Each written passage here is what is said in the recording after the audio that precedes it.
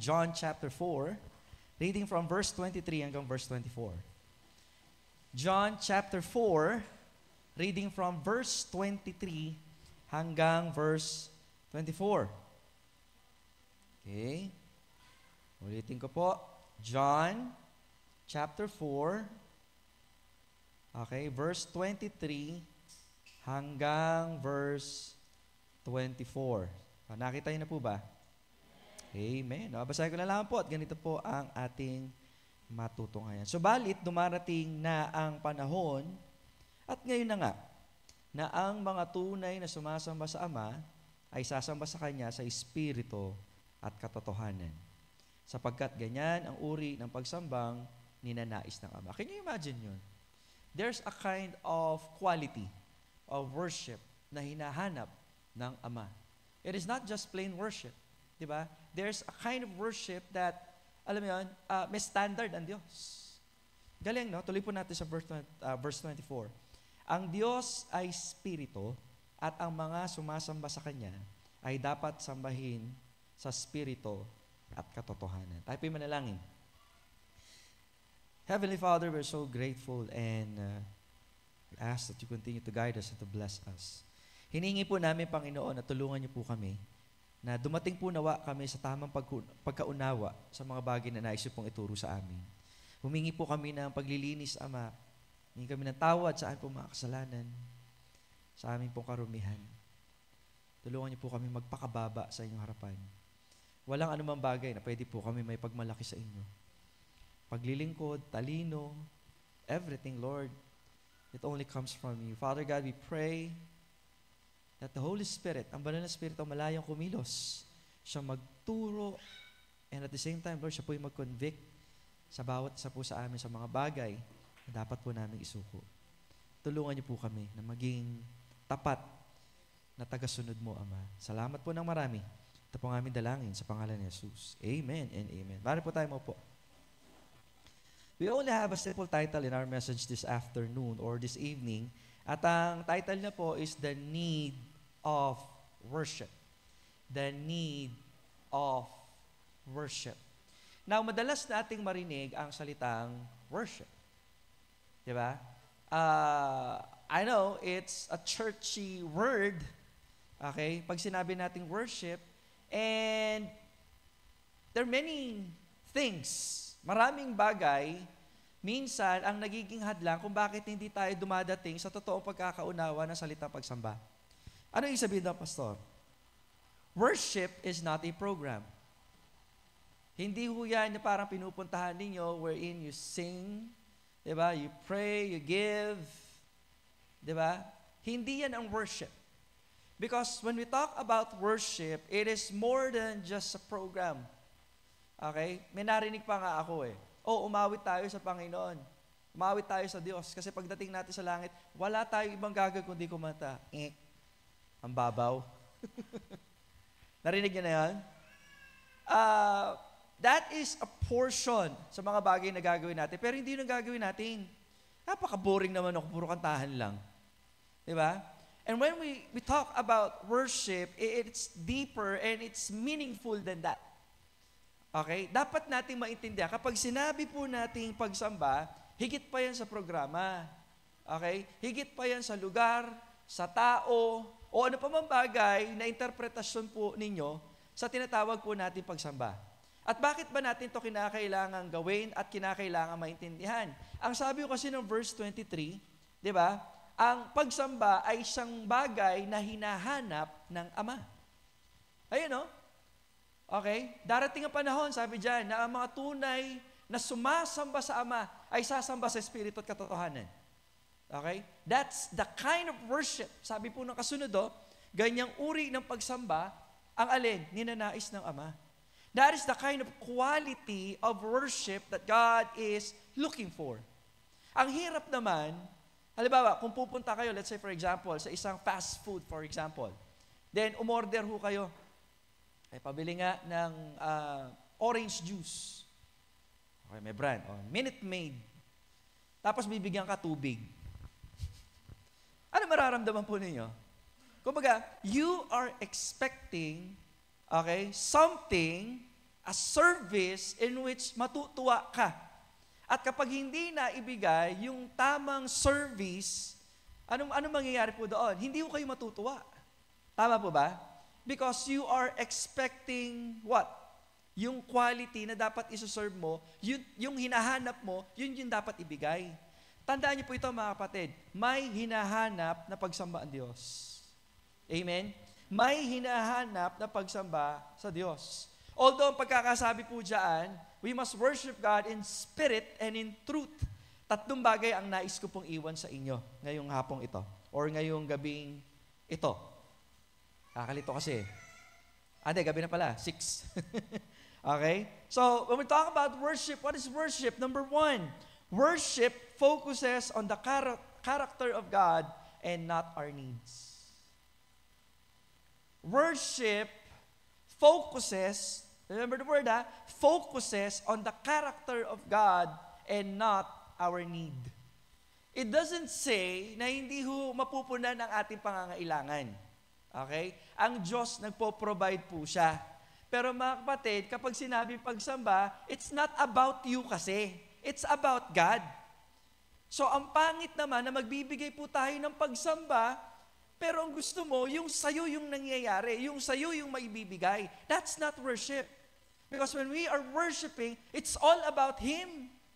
So when you worshiping God, kapag sinasamba natin ang Panginoon, kinikilala po natin kung sino siya sa buhay po natin.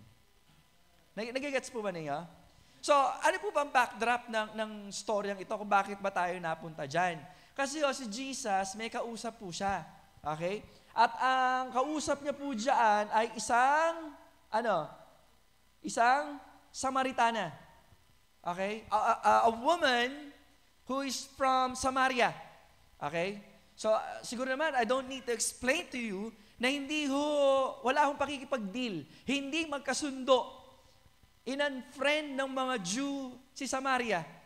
Okay? So, yung lahat ng tao doon, kasi ang thinking nila, sila'y pasaway. Okay? Kasi pag sinabi po natin Samaritans, Jew din sila, kaso nga lang, meron silang something else. Maybe half Jew, half Roman, okay? Half Jew din, half something else. So ngayon, nangyayari po dyan, hindi sila natutuwa sa pagkitungo nila sa bawat isa. Okay? That is why, again, sabi nga po natin, it is important for us to understand bakit nangyari itong mga sitwasyon na ito. So as the Samaritan woman talks with Jesus, kasi ginagawa ng babae Samaritana, sasalok siya ng tubig. Okay? So it's a different message, pero bigyan ko lang kayo ng backdrop. So yun nga po yung nangyari, na nakausap ng Panginoon, at ang unang approach ng Panginoon, ano ginawa niya? She asked a question. Amen? Sounds bread for life. Sounds press, Nagtanong muna. Ano yung tanong? Pwede mo ba akong bigyan ng tubig?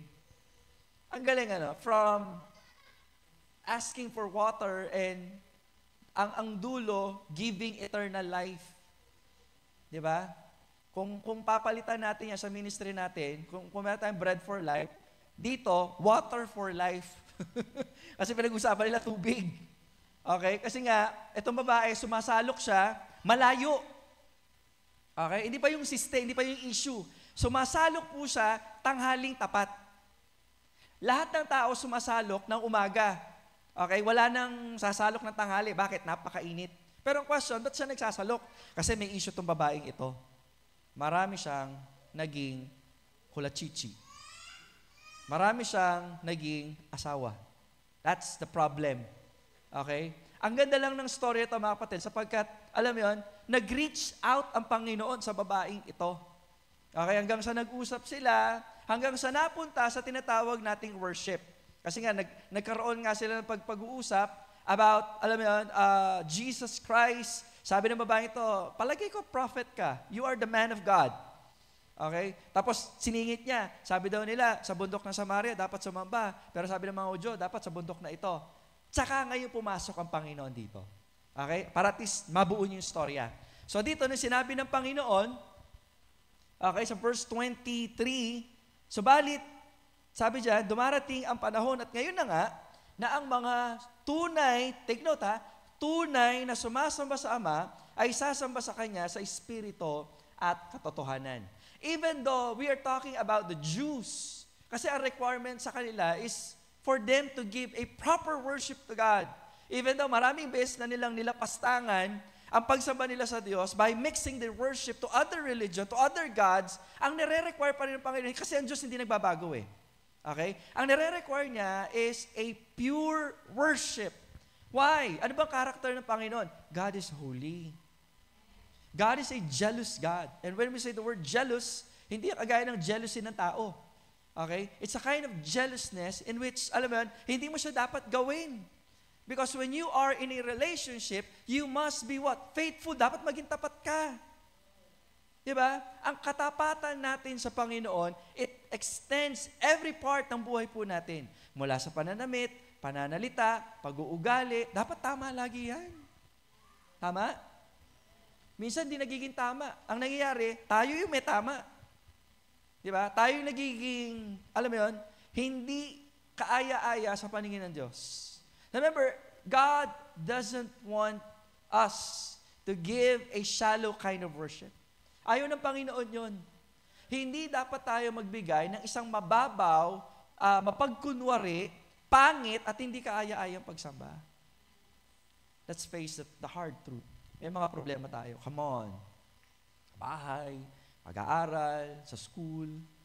Amen po ba? But when we gather together as worship, it's not about you. It's not about your needs. It's about Him. It's all about Him. Alam niyo kung bakit mahirap sumamba, yung iba, ang hirap-hirap sumamba sa Panginoon. Hindi nila kasi kinikilala yung karakter ng Panginoon. Wala silang peace. Bakit? Iniisip nila yung problema nila sa labas eh. You must worship God para mabago so that your focus will change to the character of God. Granting, di naman mawawala ang problema eh. Okay? Hawak ng Diyos ang lahat. Remember that. Kaya niyang tanggalin. Pwede rin hindi niya tatanggalin. Ano't ano pa man yan, kilalanin niyo siya. Sapagkat anumang bagay na nangyayari sa buhay po natin, pinapahintulutan ng Diyos. Matalino siya eh. Yun yung worship. Kinikilala mo kung sino siya. Kung bakit niya inayaan yun, may gagawin siya. Hindi yung parang pupunta lang tayo dito para gusto yung makarinig ng message, how to get by with your problems. Remember, worship is not about you. Hindi kayo. Ngayon, kung sakali naman nawawala yung problema, paano ba naman? Nag-focus kayo sa Kanya. Meron kayong kawalan. Dahil nakilala mo, God will provide. Aba, kahit hindi pa dumarating, pero nananampalataya ka na meron. Yan yung bunga ng pagsamba. Pero ano't ano pa man, tandaan niyo po ito, kapag sinabi po natin worship, it focuses on the character of God and not your need. It's not your need. Kulit nga nito eh. Pumunta yung babae, may daladalang banga para mag-igib ng tubig. Nung na-meet niya ang Lord, nakilala niya si God through the Lord Jesus Christ, na Christ is the promised Messiah, di ba? That can give eternal life for those people na sasampalataya, for those people who believe. Alam niyo po kung ano nangyari? Iniwan niya yung banga niya. Tapos ang ginawa niya, pumunta siya sa bayan. Take note ha, kaya nga siya nag-igib ng tanghali eh. Ayaw niya may makakita sa kanya. And then all of a sudden, nung nakilala niya na yung ways of God, he goes to the city, okay, to those men, take note ha, mga lalaki na usap niya. Sabi niya, tingnan niyo nga ito kung sino ito. Is he the Messiah? In short, ganito po nangyari. When we are focused to God, yung mga pangangailangan natin, nagiging secondary na lang. Kasi umalis siya, pumunta siya sa balon na ang dapat dala niya pag-uwi, tubig. Pero umuwi siya, hindi siya may dalang tubig. Ang inuwi niya, tubig na buhay. Yun yung kailangan niya. Yun yung matagal na yung kailangan. Yun yung dala-dala niya na kung bakit punong-puno siya ng guilt, kung bakit tanghali siya umiigib. May problema na dapat ayusin, kaso hindi niya alam ayusin. Pero nung dumating sa buhay niya, ang Diyos, naintindihan niya na kung ano tong relasyon na ito. In fact, there is no worship without relationship. There's no worship without relationship. Tandaan niyo po yan. Napakalagang aspeto po niyan sa ating pong pagsamba. Kung nagkakaproblema ang pagsamba, when worship is problematic, I'm very sure, problematic kasi ang iyong relationship. So anong gagawin? Ayusin mo muna. Kasi kapag sumamba ka sa Diyos at hindi ka maayos, hindi mo makikita ang karakter ng Diyos. Makita mo yung sarili mo. Nandito ka nga, alam mo, you sing the hymns, di ba? You pray, but sadly, you focuses on your need. And I hope, baguhin na ho natin yan. Kung sakasakali mang meron pa rin up to now, na nandito nga kayo, pero isip mo, sa kaya ako mangungutang mamaya, wala na naman kami kakainin bukas. Is that a legitimate problem? Yes. Hindi ko naman tatanggi yun eh. Pero kapag nasa Diyos ka, kapag sumasamba tayo sa Panginoon, mas nagiging matindi ang need natin for God who knows everything. Kaya nga after worship, meron kang kakaibang joy, kakaibang peace. Okay? Ibig sabihin, hindi ito pang manipula. Okay? Ito po ay dapat natin gawin ng may pananampalataya. Hello? Pupunta nga tayong impyerno, ililigtas tayo eh. Pananghalian pa kaya? Diba? Mabubulido tayo sa dagat-dagatang apoy someday. Pero dahil sa kaligtasan, hindi na tayo pupunta ron. Pang tuition pa kaya? Napakababaw naman natin. Tama? Again, when we worship God, it's not about you. We should focus on the character of God and not our needs. Makulit pa rin kayo. Matthew 6:33. But seek ye first the kingdom of God. Di ko na po-focus sa kingdom. Okay? Sino ba yung nasa kingdom? Si God. Doon kayo mag-focus. Okay? Amen? Seek ye first the kingdom of God. Seek ye first God. Put God first. Okay? Yun yung pinakonsepto nun eh. Kasi kung bakit sinabing kingdom, dapat si Jesus na ang naghahari. Saan? Sa buhay mo. Siya yung kumokontrol, hindi na ikaw. Because when you are subject to a king and you're not obeying the king, that is treason. Penalty, death. So ngayon nasa Panginoon ka na, wala ka nang gagawin kundi sumunod sa Kanya. Kung bakit ka nahirapan, pasaway ka kasi. Balik tayo. Seek ye first the kingdom of God and His righteousness, and all these things shall be added. Ilang araw o ilang linggo ko nang laging iniisip yan. Kasi nga, nag-preach ako ng missions conference about the kingdom of God and talking about, alam mo yun, God will provide your needs. Sawang-sawa na ako sa ganyang klase ng preaching. Because, again, that kind of preaching or category is what we call prosperity gospel. When we focus on the blessing instead of the blesser, prosperity gospel yan. Kasi bilang mananampalataya sa Panginoon, wala ka nang pakialam kung may papala o wala. Kaligtasan lang, sapat na. Sapat na para magtapat tayo sa Diyos na tagapagpala. Ibig sabihin, nagkulang ba ang Diyos kapag di ka pinagpala? Hindi. Impyerno ka nga eh. Huwag tayo magmalaki. Ang dating kasi natin, dapat mo bless God kasi nagtatapat ako. Kapal mo naman. Ang kapal-kapal ng mukha mo. Siyempre, hindi ko naman sinasabi na hindi nagpapala ang Diyos. Pero sana ayusin natin yung attitude po natin sa harapan ng Panginoon. Kaya minsan, ang hirap niyong pagpalain. Why? It's all about you. Amen? Nawa, magbago po yan. Because when we talk about worship, it's not about you. Focus on the character of God and not our needs. Pangalawa, worship deals with our connection to God consistently. Ito, maganda to. Worship deals with our connection to God consistently. Okay? So, sometimes we focus the word consistently. Okay? So, worship, it's a lifestyle kasi yan. Amen? So, ang worship, hindi lang yan nangyayari every Wednesday, every Sunday. Worship happens, should happen. Ayoko sabihin every day eh. Kulang yun. Every hour, every minute, every second. Ngayon, turing yung kasalanan kapag di tayo nakapag-worship sa Panginoon. let me be blunt or strict sa bagay na ito. Lahat tayo. Kasama ako doon.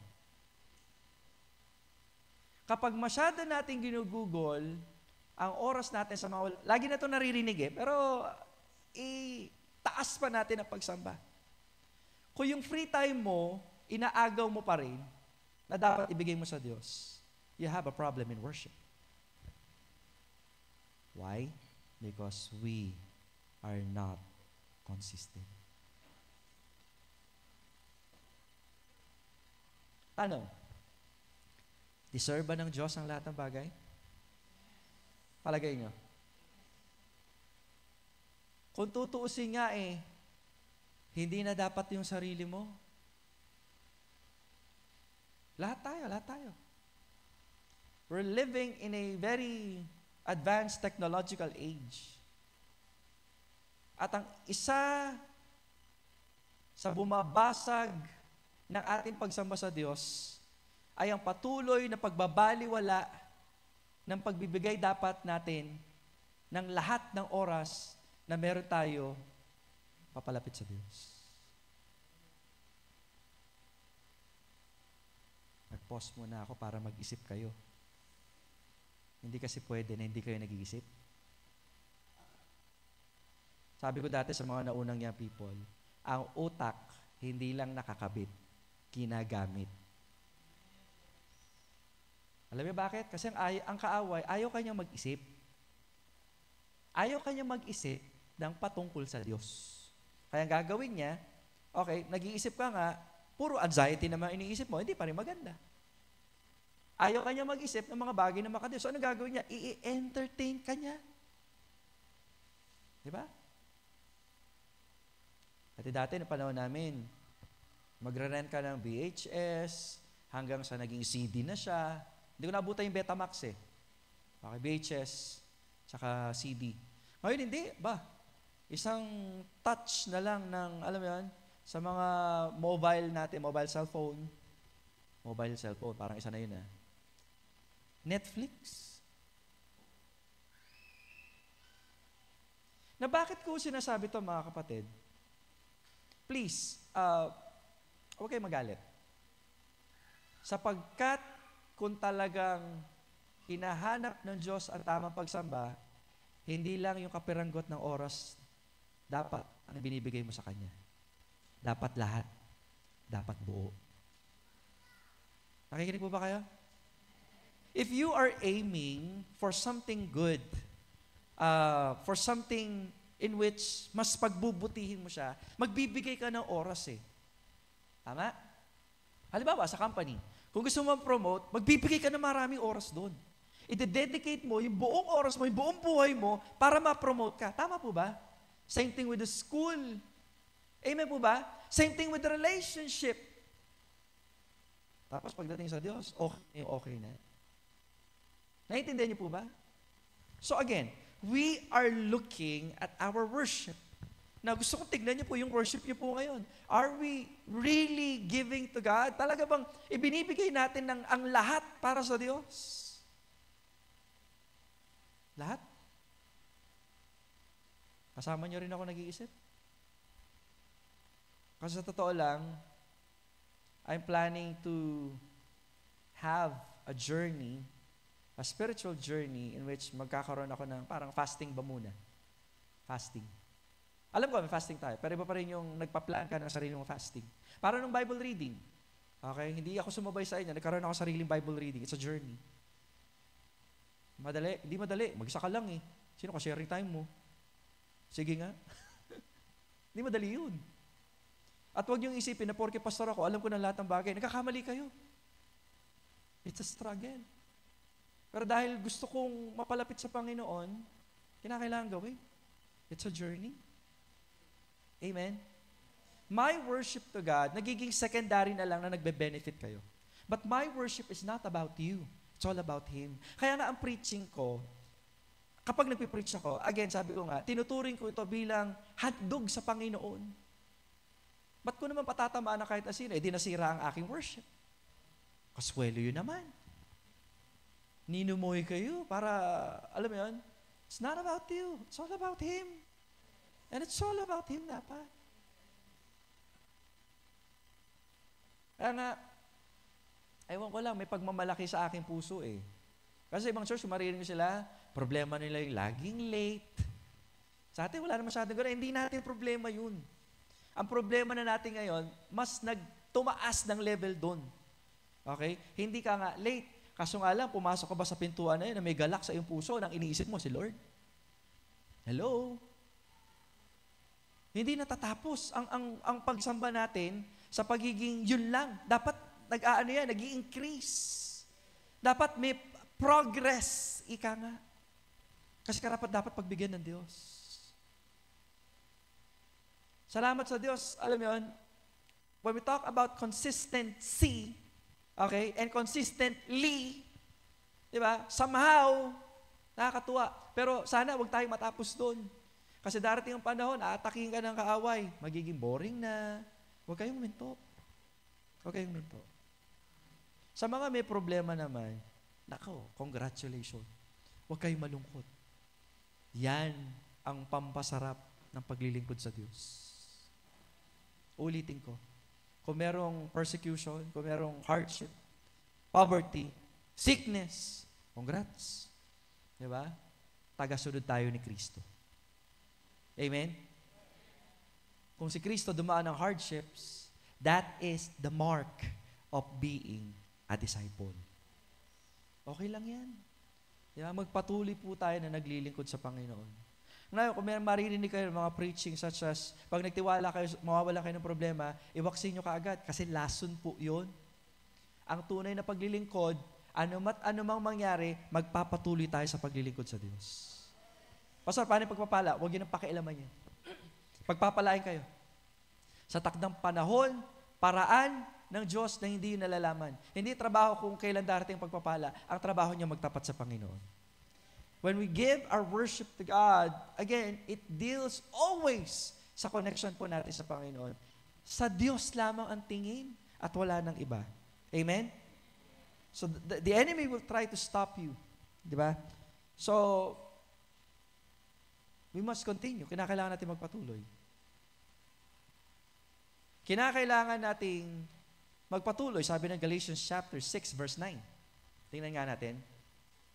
In Galatians chapter 6, verse 9. And it says there, kaya huwag tayong magsawa or mapagod sa paggawa ng mabuti. Minsan kasi para bang, if you are serving the Lord, there are many obstacles in life. Pag sinabi natin obstacle, it may be a person or a situation na dun nasusubok ang inyong attitude. Diba? Paano ba yung proper na pagsamba? Doon nasusubok. Yung pagtitiwala po natin sa Panginoon. Kaya sabi ko nga, kapag nandoon tayo sa level na sinusubukan ng ating pananampalataya, congratulations. Yun yung opportunity na dapat niyong gawin na mas lalo tayo mapalapit sa Diyos. Yun yung opportunity na dapat magdalanginan tayo sa bawat isa. Okay? Kasi sabi dyan, sapagkat pagdating ng takdang panahon, tayo ay ano daw? Aani. Kung ano sabi dyan, hindi tayo magsasawa or hindi tayo susuko. Huwag niyo nang isuko. Pagpatuloy niyo na. Wala hong katagumpayan sa mga tao nagkukwit agad. Pahinga, pwede pa. Pahinga ka kay Lord. Pero sumuko, that is not an option to every believer. Okay? Hindi yan option. Pangatlo, at di tayo magwawakas, worship is the understanding the need of discipline. Worship is the understanding of the need of discipline. Worship is the understanding the need of discipline. Na bakit po natin to tinitignan? Dahil ulitin ko ho, di ba? Parang bodybuilder lang yan. You need to have a strong faith in the Lord. You need to work out. You need to discipline your body. Kung nire-require ka ng Panginoon na mag-pray, pray ka ng hindi lang yung tinipid na prayer. Ouch! Paano yung tinipid na prayer? Hindi ko sinasabing mag-pray kayo ng 1 oras ng mga walang kwentang words. No. We are talking about connection to God. We need discipline. Discipline with our time, discipline with our attitude. When we worship the Lord, hindi kayo tumitingin sa ibang tao. Kung hindi man sila sumasamba, hayaan nyo sila eh. Alam mo yan? Ang mahalaga, ikaw at ang Diyos. Kasi bago ka man makapagturo sa iba, kung hindi mo na tama ang relasyon mo sa Panginoon, hindi ka makapagtuturo sa iba. Ayusin mo muna ang sarili mo. I'm not just talking about being a pastor, being a devotional leader. Tinatalakay din dito ang pagiging spiritual leader ng family. Kung wala man yung tatay, edi yung nanay, dapat maging disiplinado tayo. Dapat tayo maging aware. Total, sinabi ko na yung bodybuilder. Isa sa kalaban ng mga bodybuilder, yung undisciplined life. Tama? So, yung mga yan, laging chinecheck lagi, minomonitor niyan, tama ba yung tulog ko? Tama ba yung kinakain ko? Tama ba yung mga sinasamahan ko? Kasi kahit sila tinitingnan nila eh. Hindi mo makikita yung mga bodybuilder na ang kasama nila mga undisciplined person. Kasi nga, paano siya mamotivate to go on? Ganun din sa isang mananampalataya. How can we have a proper worship kung di natin minomonitor yung sarili natin? Dito, tatanong ako, minomonitor niyo ba yung sarili ninyo? Yung mga sinasamahan ninyo, pinapanood ninyo, mga kinakain ninyo spiritually. Ano ba kinakain natin spiritually? Lahat ng nakikita at naririnig ng tenga. Lahat ng nakikita ng mata at naririnig ng tenga. Diyan na kasi pumapasok. Okay? Diyan papasok kung yan ba talaga mga yan ay pang spiritual o pang karnal. Amen? Kasi kung pang spiritual, di ba, sabi sa pandinig, faith cometh by hearing, and hearing the Word of God.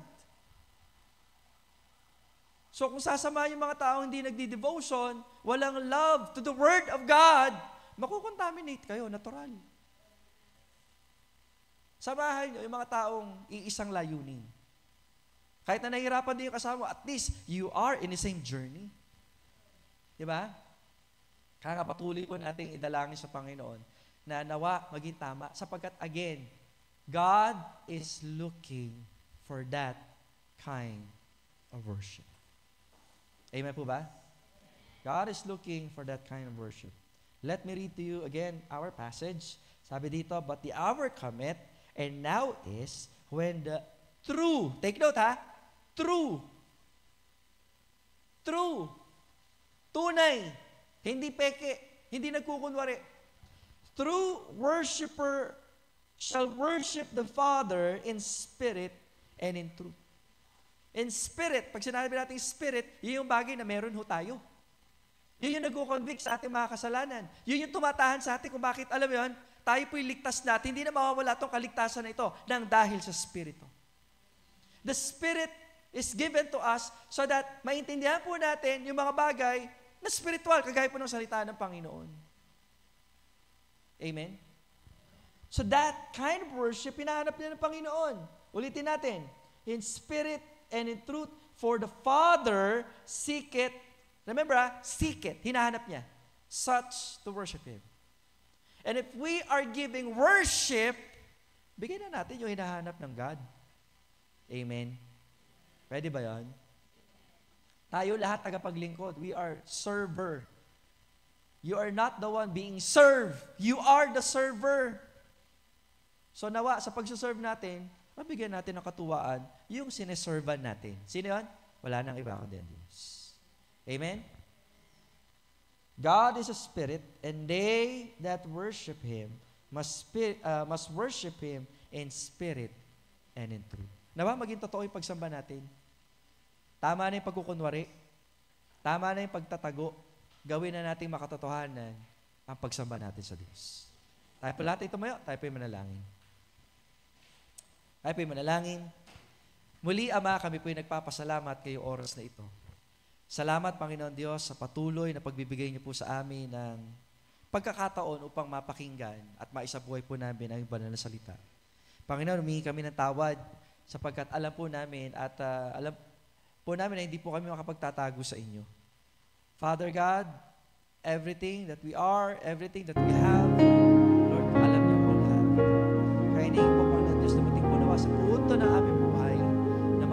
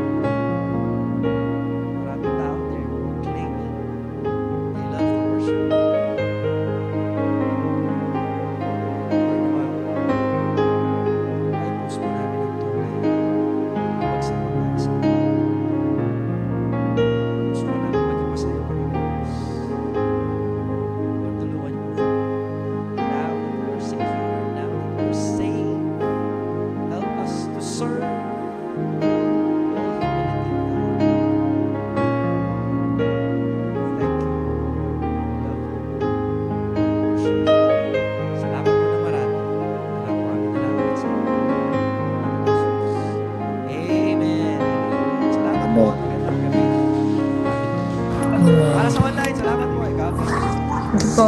Salamat po, Pastor.